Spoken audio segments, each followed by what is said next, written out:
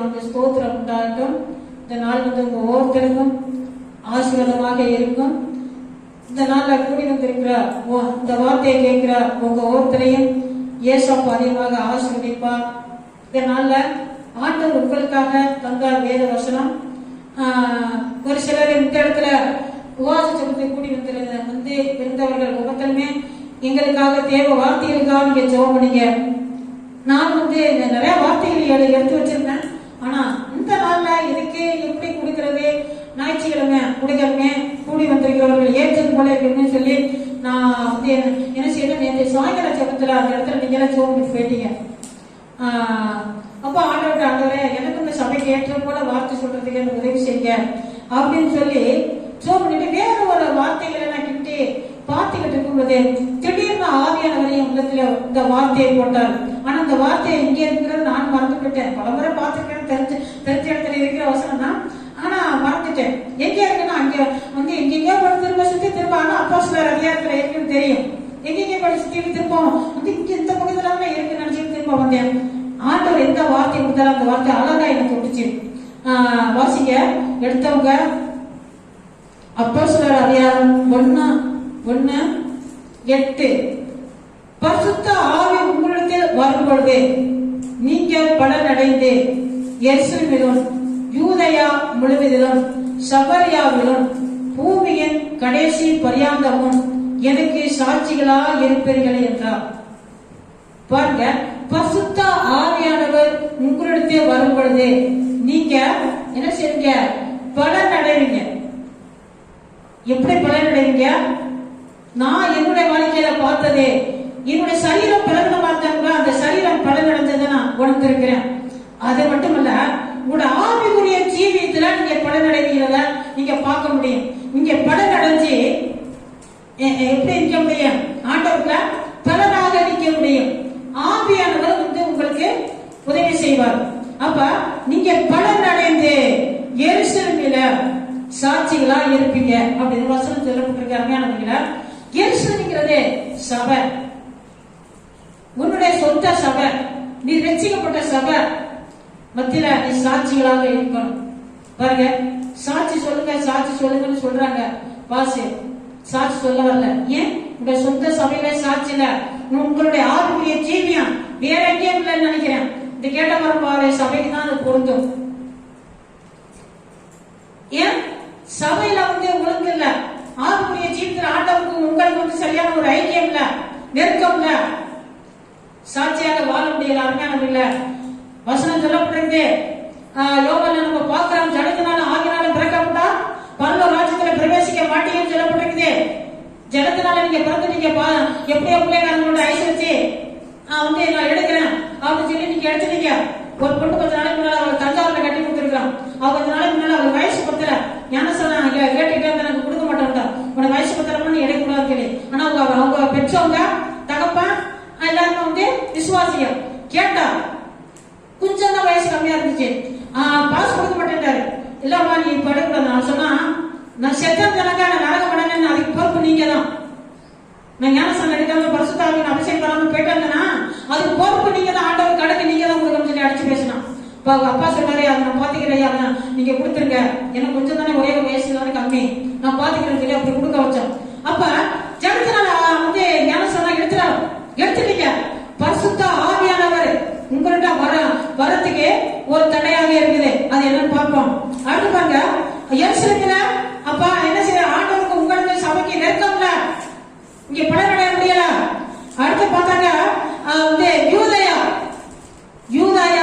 என்னன்னு சொன்னாங்க, உங்களுடைய அதாவது தேவ ஜனங்கள், தேவ பிள்ளைங்க. இப்ப உங்களை பற்றி நம்மளோட திருவண்ணாமலை சபை உங்களை பாராட்டுதா? நம்ம கோடப்பாக்க செந்து சபை பாராட்டுதா? யோசிச்சு பாருங்க. கேட்டவர்களுடைய ஜனங்க நல்லா சூப்பர் விசுவாசியா, நல்லா அழகா ஆத்மாலாம் ஆதாயம் பண்றாங்க, நல்லா பலன் அடைகிறாங்க, நல்லா கொடுக்குறாங்க, தாக்குறாங்க, நல்லா விசுவாசிகள் அபிஷேகத்துல நிரப்பி ஜபிக்கிறாங்க. எந்த கூட்டம் சென்று பசங்க போயிட்டாங்க உடனே எல்லாரும் கூடி வந்துருவாங்க. முதல்வங்களை பற்றி சார் சொல்றாங்களா? யோசிச்சு பாருங்க. இது யூதேயா தேவ ஜனங்கள், தேவ பிள்ளைகள் மத்தியில உங்களை சாட்சி. இப்ப இந்த ரெண்டு சாட்சியுமே சபையிலையும் சாட்சி இல்ல, எனக்கு சாட்சி சொல்றதுக்கு ஜனங்கள் மத்தியில உங்களுக்கு சாட்சி இல்ல. அடுத்து பாருங்க, சமரியா. சமரியாவில நீங்க சாட்சி இல்ல இருப்பீங்க. சமரியானா என்ன?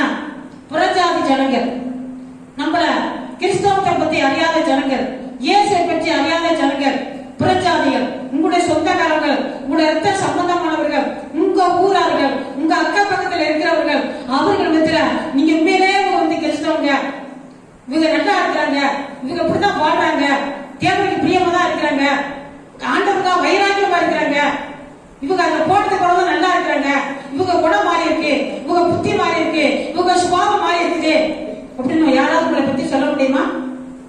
இந்த இப்படிப்பட்ட இவங்களுடைய இந்த பாரம்பரிய காரியத்தை பற்றி எங்களை ஒட்டி உறவு இல்லாதபடி அவங்க தனிப்பட்டவர்களாக இருக்கிறாங்க, உங்களை பற்றி சொல்ல முடியுமா?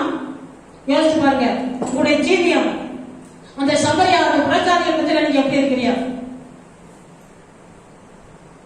புரியுதா சொல்றதுன்னா? புரிஞ்சவங்க அல்லேலூயா சொல்லுங்க. அல்லேலூயா. அதனால உங்க அந்த புறஜாதிகள் மத்தியில அவங்க அந்த போனதுக்கு பிறகு இயேசுவை ஏற்றுக்கொண்டது பிறகு நல்லா இருக்கிறீங்க, உங்களை பத்தி சாட்சி சொல்ல முடியுமா? இன்னும் இயேசுவை நீங்க வந்து யாருமே காட்டிக்கிறாதபடி, நீங்க இயேசு பிள்ளையாங்கிறது காட்டிக்கிறாதபடி, நீங்க புறப்பட்டு சபைக்கு வருவது அக்கா பக்கத்துல யாருமே தெரியாதபடி, பைப்ல கவருக்குள்ள வச்சு ஒழிச்சுக்கிட்டு, பைப்புக்குள்ள வச்சு நல்லா மறைச்சுக்கிட்டு, ட்ரெஸ்ஸிங் வெள்ள துணி போட்டு பண்ணா கண்டுபிடிச்சிருவாங்கன்னு தெரிஞ்சுக்கிட்டு, நல்ல ஒரு சரியான ஒரு கலர் எடுத்து போத்திக்கிட்டு, இப்படிலாம் நீங்க வந்து சேரிய சாட்சி இருக்குது. அந்த புறஜாதி இருக்கிற உங்களை யாராவது பார்த்தா விசுவாசி இருக்கிற சபைக்கு போறவங்க சொல்ல முடியுமா? சாட்சி இல்லை. அடுத்து சாட்சியா வாழ்றதுக்கு இவ்வளவு வந்து உங்களை வந்து இதான் சொல்றேன்னு நினைக்காதீங்க. அடுத்து பார்த்தா பூமியின் கடைசி பரியாதவங்க நீ சாட்சிகளாக இருப்பீர்கள். உலகம் முழுவதிலும் நீங்க கர்த்தரோட பிள்ளை இருக்கிறது சாட்சியாக வாழ்றதுக்கு என்ன செய்யணும்? நீங்க இப்படிலாம் வசனம் சொல்லப்பட்டிருக்க, நீங்க முயற்சி எடுக்கணும். இது எப்ப? பரிசுத்த ஆவி உங்கள்கிட்ட வரும் பொழுது, பரிசுத்த ஆவியை நீங்க பெற்று வரும் பொழுது, நீங்க பரிசுத்த ஆவிக்குள்ள கிறிஸ்தவத்துல நீங்க பலப்படும் பொழுது, சபையோட நீங்க நெருங்கி வாழும் பொழுது, வசத்தை கீழ்ப்படுத்தி நடக்கும் பொழுது, கர்த்தரின் பிரியமாக நடக்கும் பொழுது, பரிசுத்த ஆவி வந்து உங்களை நிரப்புனான்னு சொன்னா நீங்க என்ன செய்ய முடியும்? இப்படி சாட்சியெல்லாம் வாழ முடியும். சாட்சினா என்ன? இப்ப ஆண்டவர் செய்த அற்புதங்களையே நம்ம சாட்சி சொல்றோம். நான் இன்னைக்கு உயிரோட இருக்கிறேன்னா தேவைக்கு இருப்பேன். நாங்க உயிரோட இருக்கிறதே தேவைக்கு இருப்பேன். சாட்சிகளை அடிக்கலாம், நிறைய சொல்லிட்டு போயிட்டு இருக்கலாம். ஆனா ஆண்டோடைய கிருபைனால வந்து இன்னைக்கு ஆண்டவர்களை நின்று நாங்க ஊழியம் செய்யறத, முதல்ல இந்த இடத்துல அந்த இடத்துல அந்த கட்டடத்தை கட்டி நாங்க நிக்கிறதே தேவை கிருபை. இதுவும் கர்த்தருடைய கிருபை. இது ஒரு சாட்சிகளாக நீங்க கர்த்தருக்கு வாழணும். இப்ப பரிசுத்த ஆவிக்கு நீங்க இடம் கொடுக்கணும். பரிசுத்த ஆவியான வர வைக்கிறதுக்கு நீங்க என்ன செய்யணும்? உங்களோட வாழ்க்கை, உங்களோட செயல்பாடுகள் வந்து என்ன செய்யணும்? ஆண்டவருக்கு பிரியமாக இருக்கணும். இந்த எல்லாரும் மத்தியில நீங்க சாட்சியாக இருப்பீங்கன்னா பரிசுத்த ஆவியானவர் ஈஸியா உங்களிடம் வந்துருவாரு. யோவான் 14:17 வாசிக்கிறேன். உலகம் அந்த சத்திய ஆவியானவரை காணாமலும் அறியாமலும் இருக்கிறபடியா அவரை பெற்று கொள்ள மாட்டாது. அவர் உங்களுடனே வாசம் பண்ணி உங்களுக்குள்ளே இருப்பதா நீங்க அவரை அறிவீர்கள். அருமையானவர்களே, உலகம்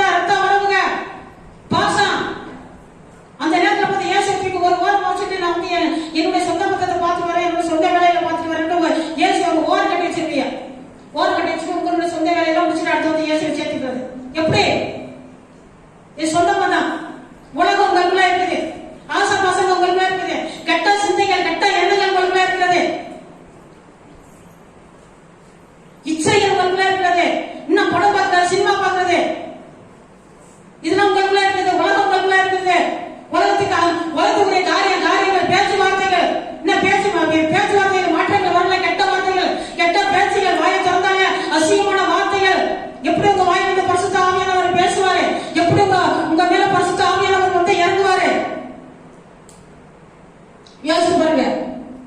பாவப்படாதவர்கள் யாருமே இல்லை, நானும் என்னையும் சேர்த்து. ஆனா நம்ம ஆண்டவர் பாவத்தை என்னோட பாவத்தை என்னைக்கே மன்னிச்சுட்டார். நான் அந்த பாவங்களை விட்டு நான் மன திரும்பி ஆண்டவர்கள் இருக்கிறேன். அதே போல நீங்களும் மன திரும்பினவர்களை திருப்பி அடிக்கடி திருப்பி பார்க்க கூடாது. திருப்பி அதை போய் தொட்டு பார்த்து வரக்கூடாது. அப்படி இருந்தாதான் பரிசுத்த ஆவியானவர் உங்களுக்குள்ள இறங்குவார். இப்படிப்பட்ட அந்த உலகம் உங்களுக்குள்ள இருக்கிறனால ஆவியானவர் உங்களுக்குள்ள இறங்க முடியல. அருமையானவர்களே, யோசிச்சு பாருங்க, ஏன் இன்னும் பரிசுத்த ஆவியானவர் உங்கள்கிட்ட வரல? அசுத்தமான சிந்தைகள், அசுத்தமான எண்ணங்கள் இன்னும் அந்த உலகத்தை விட்டு இந்த வெளியில ஆண்டவர்களை முழுமையாக வர முடியல. உங்களால ஒப்பு கொடுத்து வாழ முடியல. உலகம் உங்களுக்குள்ள இருக்குது, உலகம் அறியல. இன்னும் பரிசுத்த ஆவியை பற்றி உங்களுக்கு அறிவு வரல. என்னோட ஒரு அம்மா, முஸ்லிம் அம்மா, ஞானசனம் எடுத்தாங்க ராயபுரத்துல.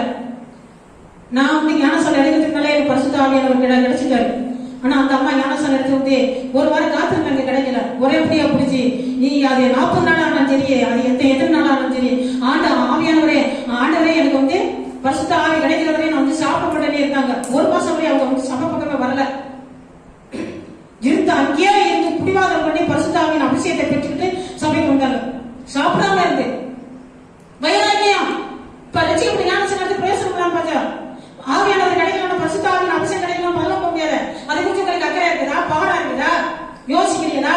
உபவாசம் இருக்கிறீங்களா? அந்த ஒருத்தர் தான் தூங்கிட்டே இருக்காரு. இந்தியா வசனம் காதல போகுது. ஞானசனம் எடுத்தாச்சு. அக்கறை வேணும், பாடம் வேணும். எனக்கு அபிஷேகம் கிடைக்காம இருக்குது, ஆண்டவரே எனக்கு எப்படியாவது ஆண்டவன் கெஞ்சி கேட்கணும். அதை பற்றி பாடம் இல்ல. நீங்க தான் அபியாசம் பார்த்து ஏசத்துக்கு ஓர கட்டி விஷயம் பண்ணல. எப்படி சபையில ஜபம் நடந்தா ஓரத்துல நீங்க பாட்டுக்கு உங்க வேலை பாக்குறீங்க. உண்மையிலேயே நீங்க ரசிக்கப்பட்டிருந்தா சபையில ஒரு உபவாசம் ஜபம் நடக்கும்போது, ஒரு எழுப்புதல் கூட்டம் நடக்கும்போது, ஆராதனை நடக்கும்போது நீங்க வீட்டுல இருக்க முடியாது. அந்த மனசு ஒத்துக்கிறவே செய்யாது.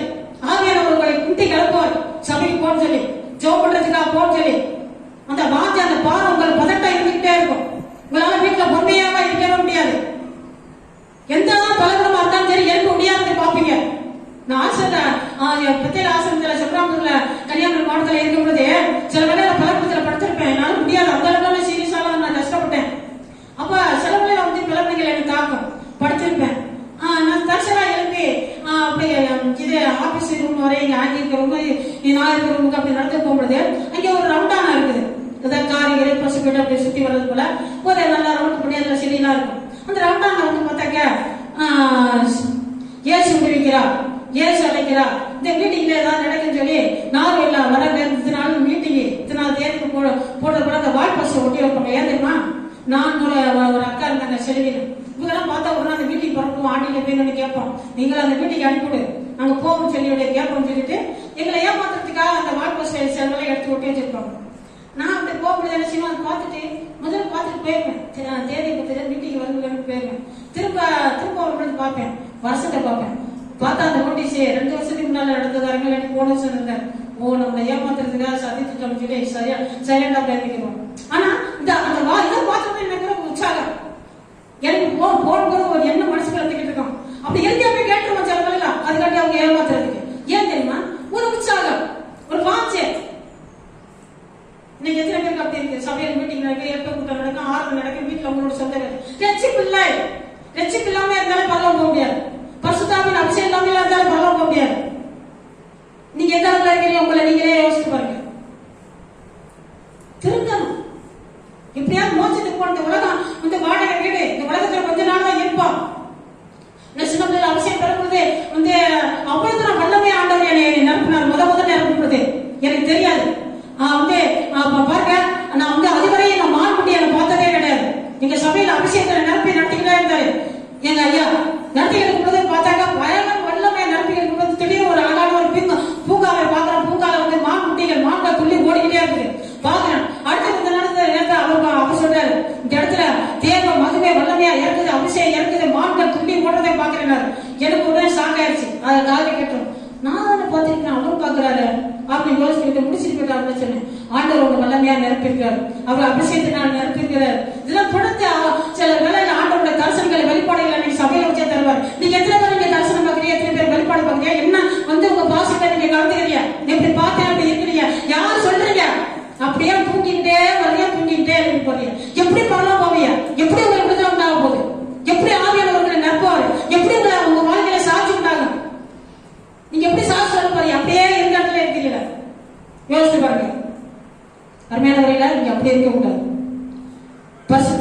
உங்கள்கிட்ட வரும்பொழுது நீங்க பலன் அடைவீங்க. உலகத்தை விடணும், உலகத்தை விடணும். ஆண்டவருக்காக வாழ்வுதான் ஆவியானவர் உங்களை நிரப்பி உங்களை பலப்படுத்தி உங்களை வழி நடத்துவாரே. இந்த வசனத்தை நீங்க கேட்டு இதை கீழ்படுத்தி நடப்பியனா ஆண்டவரோட வருகைக்கு நீங்க ஆயத்தப்பட முடியும். பரிசுத்த ஆவி அபிஷேகம் எல்லாமே கண்டிப்பா நீங்க பரலோகம் போகவே முடியாது. ஏன்னா நீங்க நீங்க சத்தம் முடியாது திட்டுறியா அப்படின்னு நீங்க இருக்கணும்னா நீங்க சண்டை வரலாம். ஆண்டவர்கிட்ட சண்டை போக முடியாது. ஆவியானவர்கள் பார்த்துட்டே இருக்கு. ஞானசானம் கொடுத்துட்டோம். உங்க இருதயம் எப்படி இருக்கு, உங்க வாழ்க்கை எப்படி இருக்குன்னு பார்த்துதான் உங்களுக்கு ஆவியானவரா அபிஷேகத்தை தருவார். இங்க எப்படிதான் சொல்லப்படுங்க, உலகம் அந்த சத்திய ஆவியானவரை காணாமல் இருக்கிறதுனால அதை பெற்றுக்கொள்ள மாட்டாதான். திரும்ப சொல்றேன், இன்னைக்கு உலகம் உங்களுக்குள்ள இருக்கா, அதை விட்டு வெளியில வாங்க. பரிசுத்த ஆவியின் அபிஷேகத்தை பெற்றுக்கொள்ளுங்க. கர்த்தர் உங்களை நடத்தி உங்களை ஆசீர்வதித்து வரங்களை எடுத்துக்கிறார். ஆமென்.